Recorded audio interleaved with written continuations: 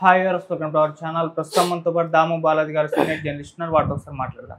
Sir నమస్కారం. Sir నమస్తే sir, YCP నేత విడుదల రజని అరెస్ట్ అంశం మరోసారి తెరపైకి వచ్చింది సార్. ఎందుకంటే రేపో మాపు అరెస్ట్ అయ్యే అవకాశాలు ఉన్నాయని కూడా చెప్తున్నారు. వాళ్ళ మరిదిని నిన్న అరెస్ట్ చేశారు, ఇక నెక్స్ట్ తనే అని అంటున్నారు. మరి ఏ కేసుకు సంబంధించి వాళ్ళ మరిదిని అరెస్ట్ చేశారు? ఇప్పుడు విడుదల రజని అరెస్ట్ అయ్యే అవకాశాలు కనిపిస్తున్నాయా సార్? చిలకలూరిపేట మాజీ ఎమ్మెల్యే విడుదల రజని, ఆమె బయోగ్రఫీ కూడా మనం చెప్పుకున్నాం.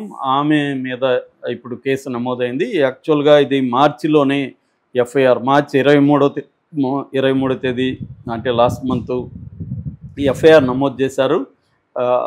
ఇప్పుడు ఎర్లీ మార్నింగ్ హైదరాబాద్లో గచ్చిబౌలిలో వీళ్ళ మరిది విడుదల గోపి అతన్ని అరెస్ట్ చేసి తీసుకెళ్లారు. అతను యాక్చువల్గా A3గా ఉన్నాడు. దీంట్లో A1గా విడుదల రజని ఉంది. తర్వాత జాషువా ఐపీఎస్ ఆఫీసర్ జాషువా ఉన్నాడు. దాని తర్వాత వీళ్ళ PA దొడ్డ రామకృష్ణ, ఇతను నలుగురు మీద ఈ కేసు ఏంటి అంటే 2020 అంటే 19 నుంచి 24 వరకు వాళ్ళ ప్రభుత్వం ఉన్నప్పుడు ఆంధ్రప్రదేశ్లో అనేక అక్రమాలు జరిగాయి. అందులో ఎద్దపాడు అని వీళ్ళ నియోజకవర్గంలో ఎద్దపాడు దగ్గర విశ్వనాథన్ కండ్రిక అనే ప్లేస్ ఉంది.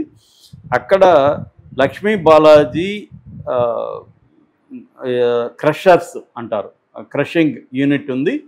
అది వచ్చి దాని యజమాని నల్లపనేని చలపతిరావు, నంబూరు శ్రీనివాసరావు, పెరవలి నాగవంశి, ముగ్గురు. మెయిన్ యజమాని అయితే నల్లపనేని చలపతిరావు. సో వీళ్ళు అన్నీ మామూలుగా ఎమ్మెల్యేలు అప్పుడైనా ఇప్పుడైనా ఏం చేస్తారు, ఏ రెవెన్యూ సోర్స్ ఉన్నా దాన్ని వదిలిపెట్టరు. అంటే అనేక మంది వ్యాపారుల దగ్గర మంత్లీ డబ్బులు అడగడం, లేకపోతే లంసమ్గా డబ్బులు అడగడం, ఇవన్నీ ఏ గవర్నమెంట్ ఉన్నది చేసేది. ఇప్పుడు వీళ్ళేం నీతివంతులు కాదు. తెలుగుదేశంలో ఈనాడు జ్యోతిని తెగ రాస్తున్నాయి, ఒక్కొక్క ఎమ్మెల్యే ఎంతంత డబ్బులు తినేస్తున్నారని అందరూ ఇదే పని చేస్తారు. కాకపోతే గవర్నమెంట్ మారినప్పుడు కేసులు పెడతా ఉంటారు. అలాగా ఈమెొక్కటే ఇది చేయిస్తుంది, తెలుగుదేశం వాళ్ళు ఎవరు చేయలేదా, బీజేపీ వాళ్ళు చేయట్లేదా, జనసేన వాళ్ళు చేయట్లేదు, ఎవరికి సాధ్యమైన పద్ధతిలో వాళ్ళు చేస్తూనే ఉన్నారు. ప్రభుత్వాలు మారినప్పుడు ప్రతీకార రాజకీయాల్లో భాగంగా కేసులు పెడతారు. అలాగా ఈమె ఈ PAని పంపించింది. PA వెళ్ళి ఈ క్రషింగ్ యూనిట్కి వెళ్ళాడు. వెళ్ళి ఇట్లా ఒకసారి మేడంని నువ్వు కలువని ఈ చలపతిరావుకి చెప్పాడు. ఎందుకు కలవాలి అది ఇదంటే ఒకసారి రమ్మన్నారు. అంటే ఇంకా ఎమ్మెల్యే రమ్మన్నప్పుడు కలవకపోతే ఇబ్బందులు పెడతారు అని చలపతిరావు ఎమ్మెల్యే ఆఫీస్కి వెళ్ళాడు. అక్కడ కాసేపు ఈమె బిజినెస్ వ్యవహారాలు అవన్నీ ఎట్లా జరుగుతుందో అవన్నీ అడిగింది. అడిగినాక కిందికి వచ్చారు. కిందికి వచ్చినాక వాళ్ళ మరిది గోపి అండ్ రామకృష్ణ PA ఇద్దరు కలిసి మీరు 5 కోట్లు ఇవ్వాలి, మేడంకి ఫండ్ ఇవ్వాలి అని అడిగారు. అదేంటి, నేను 5 కోట్లు ఎందుకు ఇవ్వాలి, నేను అన్నీ సక్రమంగా జాగ్రత్తగా నడుపుతున్నాను, నేనేమి అక్రమంగా ఏమి నడపట్లేదు, నేనెందుకు డబ్బులు ఇవ్వాలి అని అతను గట్టిగానే మాట్లాడేసి వెళ్ళిపోయాడు. దాంతో వీళ్ళు ఏం చేశారంటే 2020 సెప్టెంబర్ 20న విజిలెన్స్ గుంటూరుకు సంబంధించిన విజిలెన్స్ అధికారి జాషువా ఆధ్వర్యంలో ఒక టీం వెళ్ళి అటాక్ చేశారు ఆ యూనిట్ మీద. దాన్ని మొత్తం పరిశీలించి చాలా వాటికి అనుమతులు లేవు, మీరు చేసేదానికి మీ మీద 50 కోట్ల ఫైన్ మేము విధిస్తామని చెప్పారు. దాంతో ఒక్కసారిగా వాళ్ళు షాక్కి గురయ్యారు. 50 కోట్ల ఫైన్ అంటే పెద్ద మొత్తం. అంటే అప్పుడు జాషువా నువ్వు ఒకసారి మేడంను కలువు, లేకపోతే మాత్రం మేము ఫైన్ వేస్తామని చెప్పేసి వెళ్ళిపోయాడు. సో ఇతను ఇంక వేరే మార్గం లేక వచ్చి కలిశారు. కలిసినప్పుడు వీళ్ళు మళ్ళీ 5 కోట్లు డిమాండ్ చేశారు. మేము 5 కోట్లు ఇవ్వలేము అంటే సరే 2 కోట్లు ఇవ్వండి అని అడిగారు. సో 2 కోట్లు ఈయన తీసుకెళ్ళి వాళ్ళ ఆఫీస్లో రామకృష్ణ గోపికి అందజేశారు. ఆ తర్వాత గోపి నాకు పర్సనల్గా ఒక 10 లక్షలు ఇవ్వు, జాషువా కష్టపడి వచ్చాడు కదా ఆయనకు ఒక 10 లక్షలు ఇవ్వని చెప్పారు. ఇంకొక 20 లక్షలు వాళ్ళిద్దరికి కూడా ఇచ్చారు. సో మొత్తంగా 2,20,00,000 వీళ్ళకి ఇచ్చారనమాట. సో ఇది కేసు అనమాట. సో దాని మీద విజిలెన్స్ ఇప్పుడు ఒకప్పుడు విజిలెన్స్ ఆఫీసర్ మీద తెలుగుదేశం విజిలెన్స్ నిఘా పెట్టింది. దీని మీద విచారణకి చంద్రబాబు ఆదేశించాడు. విజిలెన్స్ దీని మీద విచారించి ACBకి రికమెండ్ చేసింది. ఇది జరిగింది వాస్తవమే, ఇదంతా కుట్రపూరితంగా జరిగింది. ఈ జాషువా అనే వ్యక్తి ఆఫీసర్గా ఉంటూ, విజిలెన్స్ ఆఫీసర్గా ఉంటూ తన పై అధికారులకి ఇన్ఫామ్ చేయకుండా రైడ్ చేయడం అనేది తప్పు. ఇన్ఫామ్ చేయాలి రైడ్ చేసేటప్పుడు, అవేమి చేయలేదు. సొంతంగా వెళ్ళాడు.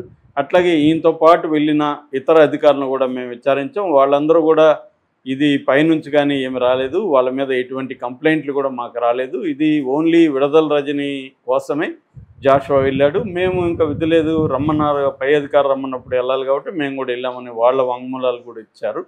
సో ఇది క్లియర్గా జాషువా వైసీపీ ప్రభుత్వంతో కుమ్మక్కయ్యి ఆ ఎమ్మెల్యేకి మేలు చేయడం కోసం, తను కొంత డబ్బులు తీసుకోవడం కోసం జాషువా అక్రమంగా వెళ్ళాడు. ఆల్ ఇండియా సర్వీస్ రూల్స్ 1970 ప్రకారం జాషువా మీద చర్య తీసుకోవాలి అనేది ఇప్పుడు ఏసీబీ కూడా రంగంలో దిగింది, ఎఫ్ఐఆర్ నమోదు చేసింది. FIR PC act, prevention of corruption act 7A 7 and A కింద, అట్లాగే ఐపీసీ 384 120B, బిఎన్ఎస్ఎస్ 173 176 కింద కేసులు నమోదు చేశారు. ఇప్పుడు గోపిని ఇక్కడ హైదరాబాద్లో అర్లీ మార్నింగ్ ఈరోజు గచ్చిబౌలిలు ఉంటే అక్కడ వచ్చి సడన్గా రైడ్ చేసి ఏసీబీకి సంబంధించిన విభాగం, అంటే సెంట్రల్ ఇన్వెస్టిగేషన్ యూనిట్ అంటారు, ఆ సెంట్రల్ ఇన్వెస్టిగేషన్ యూనిట్ అనేది ఏసీబీలో ఉంటుంది. ఇట్లాంటివి జరిగినప్పుడు సెంట్రల్ ఇన్వెస్టిగేటివ్ యూనిటే రంగంలోకి దిగుతుంది. వాళ్ళు వచ్చి అటాక్ చేసి అతన్ని తీసుకెళ్ళిపోయారు. ఈరోజు కోర్టులో ప్రొడ్యూస్ చేస్తున్నారు. అతనికి జైలు శిక్ష జైలు అంటే రిమాండ్కి అయితే విధించే అవకాశం ఉంది. దీని తర్వాత రామకృష్ణ, ఇటు జాషువా, ఇటు ఈమె ముగ్గురిని కూడా అరెస్ట్ చేసే అవకాశాలు కనిపిస్తున్నాయి. అంటే ఈ మధ్యకాలంలో తెలుగుదేశం ప్రభుత్వం మీద తెలుగుదేశం క్యాడర్ కావచ్చు, తెలుగుదేశానికి సంబంధించిన మేధావర్గం, జర్నలిస్టులు కావచ్చు, తీవ్రమైన ప్రెజర్ పెడుతున్నారు. మీరెందుకు వైసీపీ వాళ్ళని అరెస్టులు చేయట్లేదు, ఎందుకు ఇంకా వదిలిపెడుతున్నారు, వల్లభనేని వంశీని భువనేశ్వరిని ఎట్లా తిట్టిందో చూసాం, సాక్షాత్తు చంద్రబాబు ఏడ్చాడు, అలాంటి వల్లభనేని వంశీని ఎందుకు వదిలేశారని, అట్లాగే కొడాలి నాని, రోజా, అంబటి రాంబాబు, తర్వాత పేర్ని నాని, ఇలాగా చాలామంది ఉన్నారు, ఈవెన్ శ్రీరెడ్డి, ఇలా ఈ మొత్తం ఈ బ్యాచ్లంతా ఎందుకు అరెస్టులు చేయలేదు అని ప్రెజర్ అయితే వస్తుంది. దాంతో మెల్లమెల్లగా అరెస్టులు స్టార్ట్ చేశారు. పోసాన్ని అరెస్ట్ చేశారు, వల్లభనేని వంశీని అరెస్ట్ చేశారు, శ్రీరెడ్డిని కూడా స్టేషన్లకు పిలిపిస్తున్నారు. సో మరోవైపు అధికారులను అరెస్ట్ చేసే కార్యక్రమం కూడా మొదలైంది. నిన్ననే సీతారామాంజనేయులు, ఒకప్పుడు ఇంటెలిజెన్స్ వింగ్కి ఆయన ఇన్ఛార్జి డీజీగా ఉన్నారు, ఆయన్ని జత్వాని కేసులో నిన్న అరెస్ట్ చేసి జైలుకి పంపించారు. ఆల్రెడీ గోరంట్ల మాధవ్ అదే జైల్లో ఉన్నాడు, విజయవాడ సెంట్రల్ జైల్లో. సీతారామాంజనేయులు ఉన్నాడు, మరోవైపు వల్లభనేని వంశీ ఉన్నాడు, పోసాని కృష్ణమురళిని కూడా 1 month పైన టార్చర్లు పెట్టి ఇప్పటికి కూడా కేసులు ఉన్నాయి. ఆయన ఎవ్రీ వీక్ ట్వైస్ పోలీస్ స్టేషన్కి వెళ్ళి సంతకాలు పెట్టాలి. మరోవైపు రోజా, మిగతా వాళ్ళు కూడా కేసులు పెట్టే అవకాశం ఉంది. దాన్ని తప్పించుకోవడానికి కొడాలి నాని హెల్త్ ఇష్యూ మీద ఆయన ముంబైలో సర్జరీ చేయించుకొని ఏషియన్ హార్ట్ ఇన్స్టిట్యూట్లో ఇప్పుడు ప్రజెంట్ హైదరాబాద్లో దీంట్లో ఉన్నాడు, సో ఏఐజీలో. సో ఆయన్ని కూడా వదిలే ప్రసక్తి లేదు. ఏఐజీలో ఒకవేళ ఆయన 1 month 2 months తర్వాత అయినా ఆయన హెల్త్ సర్టిఫికేట్లు తీసుకొని ఆయన్ని కూడా అరెస్ట్ చేసి హాస్పిటల్ అయినా పెట్టే అవకాశాలు అయితే ఉన్నాయి. అంటే ఈ ప్రెజర్ని తట్టుకోవడానికి అరెస్టుల పర్వాన్ని స్పీడప్ చేశారు. అట్లాగే మన ఇప్పుడు లిక్కర్ కుంభకోణంలో కూడా వేగం పెంచారు. మిథున్ రెడ్డిని విచారించారు, విజయసాయి రెడ్డిని విచారించారు, నిన్న కసిరెడ్డిని అరెస్ట్ చేశారు. ఈరోజు A13గా ఉంటున్న ఇంకొకతన్ని కూడా అక్కడ అరెస్ట్ చేశారు. మొత్తంగా అనేక రకాల కుంభకోణాలని బయటికి తీయడం, అనేక కేసుల్ని బయటికి తీయడం, ఈ కేసుల్లో 1 by 1 అరెస్ట్ చేసి మ్యాక్సిమం వైసీపీకి సంబంధించిన నాయకులంతా జైళ్ళల్లో పెట్టాలి, అట్లాగే అధికారులని కూడా జైళ్ళల్లో